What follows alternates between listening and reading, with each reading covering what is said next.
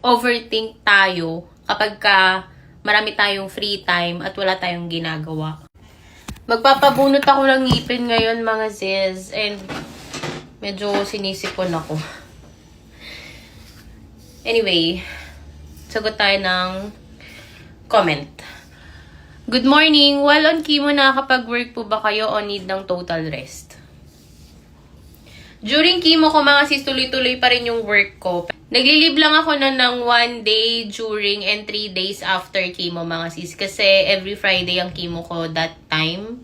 21 days ang interval sa 8 cycles. And ang rest day ko naman sa work mga sis is Saturday and Sunday. So, counted na yon sa rest ko after ng chemo. So, Monday, Tuesday, Wednesday, yan. 3 days ako nakalive the following week.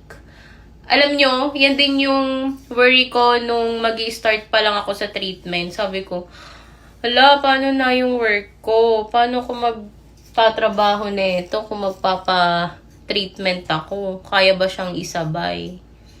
And ayun, may nakikita and search din naman ako ng mga same ko ng journey na nag-work pa din. So sabi ko, okay, possible pa rin pala.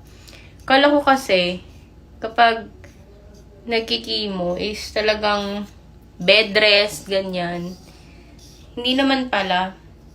Actually, case-to-case basis pa rin talaga. Pero, sa experience ko, mga up to 5 days lang naman yung parang hinang-hina ka, ganyan.